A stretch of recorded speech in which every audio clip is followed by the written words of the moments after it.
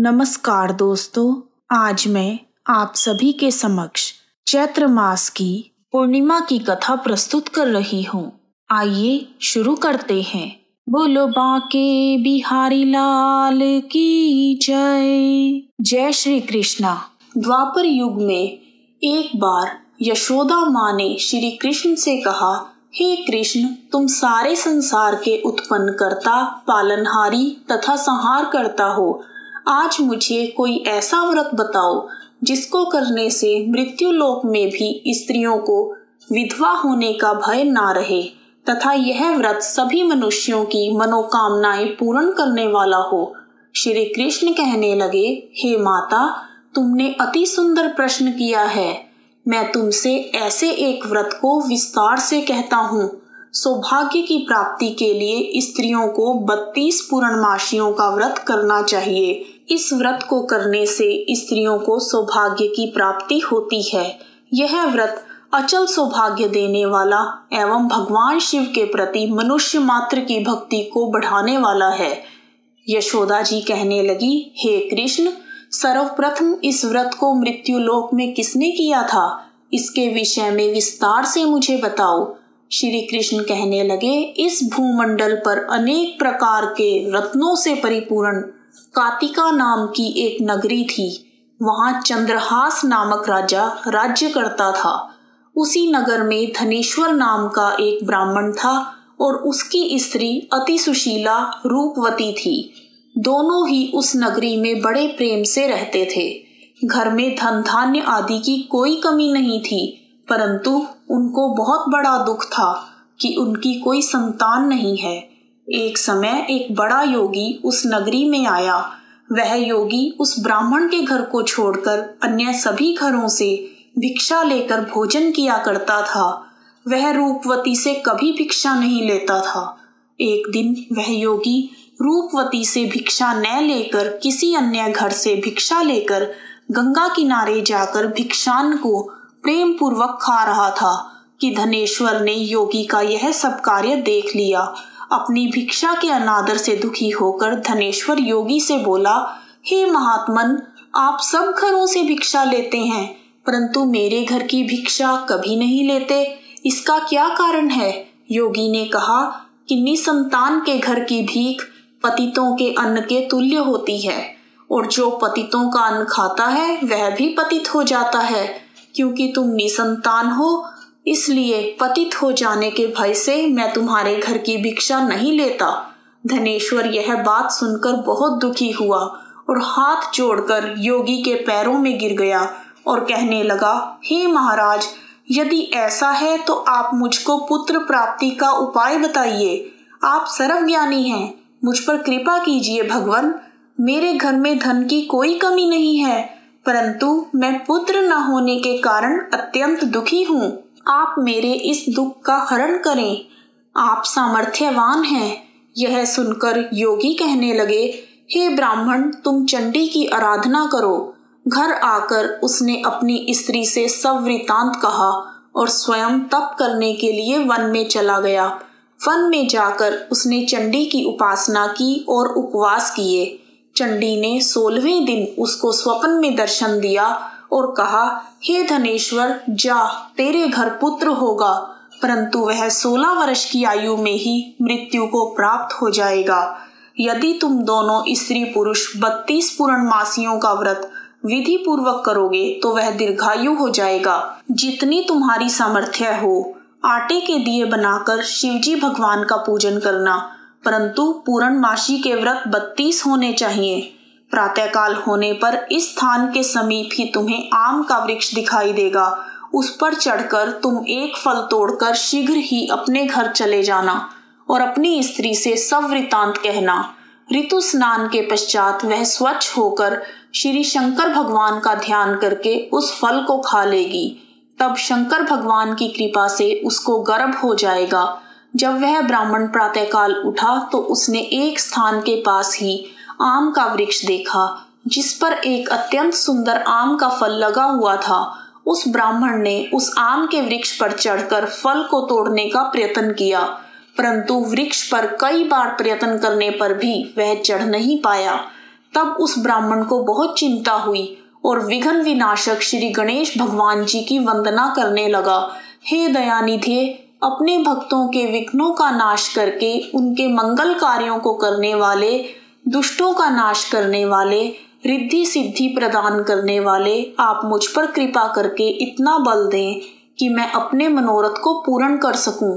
इस प्रकार गणेश जी की प्रार्थना करने पर उनकी कृपा से धनेश्वर वृक्ष पर चढ़ गया और उसने सुंदर आम के फल को तोड़ लिया। उसने सोचा कि जो वरदान से फल मिला था वह यही है और कोई फल तो दिखाई नहीं देता। उस धनेश्वर ब्राह्मण ने जल्दी से घर जाकर अपनी स्त्री को वह फल दे दिया और उसकी स्त्री ने अपने पति के कहे अनुसार उस फल को खा लिया और वह गर्भवती हो गई। देवी जी की असीम कृपा से उसे एक अत्यंत सुंदर पुत्र उत्पन्न हुआ, जिसका नाम उन्होंने देवीदास रखा।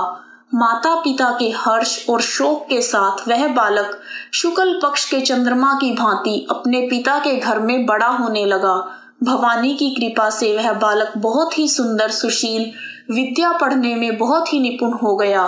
दुर्गा जी की आज्ञानुसार उसकी माता ने 32 पूर्णमासी का व्रत रखना आरंभ कर दिया, जिससे उसका पुत्र बड़ी आयु वाला हो जाए। 16वां वर्ष लगते ही देवीदास के माता पिता को बड़ी चिंता हो गई कि कहीं उनके पुत्र की इस वर्ष मृत्यु न हो जाए। इसलिए उन्होंने अपने मन में विचार किया कि यदि यह दुर्घटना उनके सामने हो गई तो वो कैसे सहन करेंगे।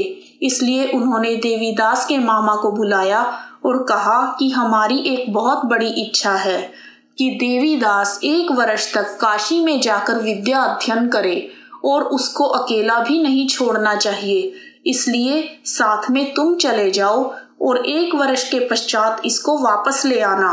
सब प्रबंध करके उसके माता पिता ने काशी जाने के लिए देवीदास को एक घोड़े पर बैठाकर उसके मामा के साथ भेज दिया, परंतु यह बात उसके मामा या किसी और से नहीं बताई। धनेश्वर और उसकी पत्नी ने अपने पुत्र की मंगल कामना तथा दीर्घायु के लिए भगवती दुर्गा की आराधना और पूर्णमासियों का व्रत करना आरंभ कर दिया। इस प्रकार बराबर 32 पूर्णमासी के व्रत को उन्होंने पूरा किया। कुछ समय पश्चात एक दिन वह दोनों मामा और भांजा मार्ग में रात बिताने के लिए किसी गांव में ठहरे हुए थे। उस दिन उस गांव में एक ब्राह्मण की अत्यंत सुंदर, सुशीला, विदुषी और गुणवती कन्या का विवाह होने वाला था। जिस धर्मशाला के अंदर वर और उसकी बारात ठहरी हुई थी, उसी धर्मशाला में देवीदास और उसके मामा भी ठहरे हुए थे। संयोगवश कन्या को तेल आदि चढ़ाकर मंडप आदि का कार्य किया गया तो लगन के समय वर को धनुर्वात हो गया। इसलिए वर के पिता ने अपने कुटुंबियों से परामर्श करके निश्चय किया कि यह देवीदास मेरे पुत्र जैसा ही सुंदर है, मैं इसके साथ ही लगन करवा दूं और बाद में विवाह के अन्य कार्य मेरे लड़के के साथ हो जाएंगे।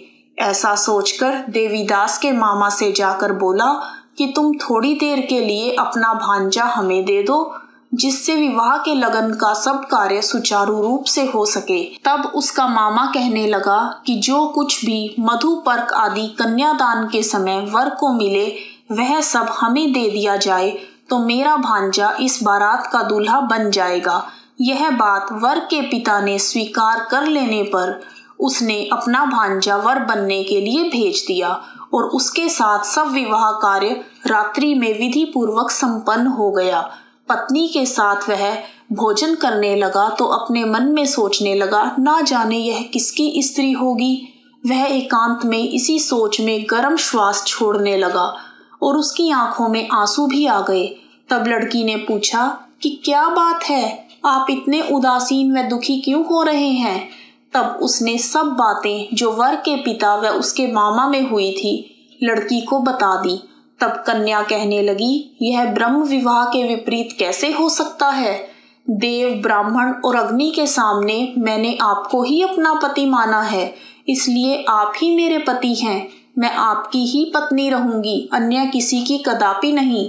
तब देवीदास ने कहा, ऐसा मत करिए, क्योंकि मेरी आयु बहुत कम है, मेरे पश्चात आपकी क्या गति होगी। इन बातों को अच्छी तरह से विचार कर लो। परंतु वह दृढ़ विचार वाली लड़की थी। वह बोली, जो आपकी गति होगी वही मेरी गति होगी। हे स्वामी, आप उठिए और भोजन कीजिए, आप निश्चय ही भूखे होंगे। इसके बाद देवीदास और उसकी पत्नी दोनों ने भोजन किया तथा शेष रात्रि वे सोते रहे। प्रातःकाल देवीदास ने अपनी पत्नी को 3 नगों से जड़ी हुई एक अंगूठी दी, एक रुमाल दिया और बोला, हे प्रिय, इसे लो और संकेत समझकर स्थिर चित्त हो जाओ। मेरा मरण और जीवन जानने के लिए एक पुष्प वाटिका बना लो, उसमें सुगंधी वाली एक नवमल्लिका लगाओ, उसको प्रतिदिन जल से सींचा करो और आनंद के साथ खेलो कूदो तथा उत्सव मनाओ। जिस समय और जिस दिन मेरा प्राणांत होगा ये फूल सूख जाएंगे और जब ये फिर से हरे हो जाएं तो जान लेना कि मैं जीवित हूँ। यह बात निश्चय करके समझ लेना, इसमें कोई भी संशय नहीं है। इतना कहकर देवीदास वहां से चला गया।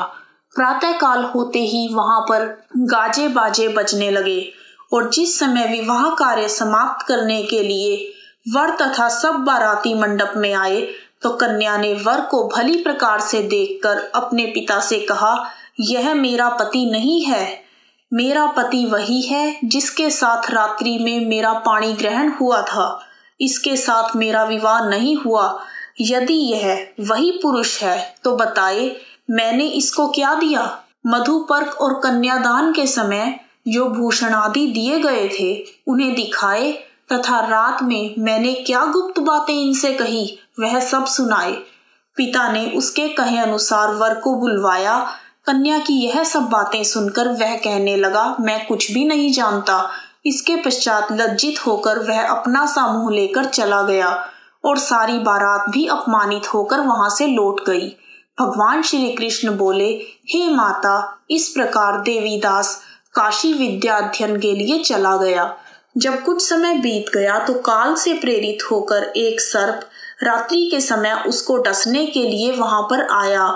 उस विषधर के प्रभाव से उसके शयन का स्थान चारों ओर से विष की ज्वाला से विषैला हो गया, परंतु व्रत के प्रभाव से उसको काट नहीं पाया, क्योंकि पहले ही उसकी माता ने 32 पूर्णमासी का व्रत कर रखा था।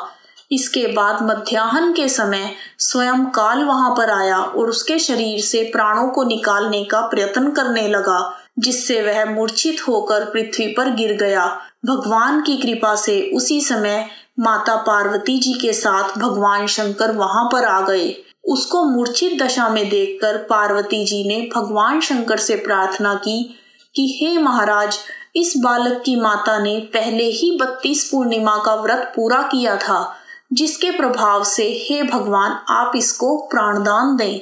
भवानी के कहने पर भक्त वत्सल भगवान श्री शिवजी भगवान ने उसको प्राणदान दे दिया।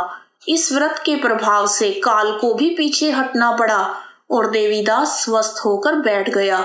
उधर उसकी स्त्री उसके काल की प्रतीक्षा किया करती थी। जब उसने देखा कि उस पुष्प वाटिका में पुष्प कुछ भी नहीं रहे तो उसको अत्यंत आश्चर्य हुआ कि जब वह जैसे ही हरी भरी हो गई तो वह जान गई कि अब उसका पति ठीक ठाक है, वह जीवित हो गया है। यह देखकर वह बहुत प्रसन्न हो अपने पिता से कहने लगी, पिताजी, मेरे पति जीवित हैं, आप उनको ढूंढिए। जब 16वां वर्ष व्यतीत हो गया तो देवीदास भी अपने मामा के साथ काशी से चल दिया। इधर उसके ससुर उसको ढूंढने के लिए अपने घर से जाने वाले ही थे कि वह दोनों मामा भांजा वहां पर आ गए। उनको आया हुआ देखकर उसके ससुर को बहुत प्रसन्नता हुई और वह प्रसन्नता के साथ उन्हें अपने घर ले गए। उस समय नगर के निवासी भी वहां इकट्ठे हो गए और सबने निश्चय किया कि अवश्य ही इसी बालक के साथ कन्या का विवाह हुआ था। उस बालक को जब कन्या ने देखा तो पहचान लिया और कहा, यह तो वही है जो संकेत करके गया था। तदुपरांत सभी कहने लगे, भला हुआ जो यह आ गया है, और सब नगर वासियों ने आनंद मनाया। कुछ दिन बाद देवीदास ने अपनी पत्नी और मामा के साथ अपने ससुर के घर से बहुत से उपहार लेकर अपने घर के लिए प्रस्थान किया। जब वह अपने गांव के निकट पहुंच गए तो कई लोगों ने उसको देखकर उसके माता पिता को पहले ही खबर दे दी कि तुम्हारा पुत्र देवीदास अपनी पत्नी और मामा के सहित आ रहा है। ऐसा समाचार सुनकर पहले तो माता पिता को विश्वास ही नहीं हुआ, परंतु जब और लोगों ने भी आकर यही बात उन्हें बताई तो उनको बड़ा आश्चर्य हुआ। लेकिन थोड़ी देर में देवीदास ने आकर अपने माता पिता के चरणों में अपना सिर रखकर प्रणाम किया और उसकी पत्नी ने अपने सास ससुर के चरणों को स्पर्श किया तो माता पिता ने अपने पुत्र और पुत्र वधू को अपने हृदय से लगा लिया और दोनों की आंखों में प्रेमाश्रु बह चले। अपने पुत्र और पुत्र वधू के आने की खुशी में धनेश्वर ने बड़ा भारी उत्सव किया और ब्राह्मणों को दान दक्षिणा देकर प्रसन्न किया। श्री कृष्ण भगवान कहने लगे, इस प्रकार धनेश्वर 32 पूर्णमासियों के व्रत के प्रभाव से पुत्रवान हो गया। जो भी स्त्रियां 32 पूर्णमासी के इस पावन व्रत को करती हैं वे जन्म जन्मांतर में वैधव्य का दुख नहीं भोगती और सदैव सौभाग्यवती रहती हैं। बोलो शिव शंकर भगवान की जय, माता पार्वती की जय, बोलो विष्णु भगवान की जय। यदि आपको पूर्णिमा व्रत कथा का वीडियो पसंद आया है तो कमेंट बॉक्स में ओम नमः शिवाय, ओम नमो भगवते वासुदेवाय नमः लिखना ना भूलें।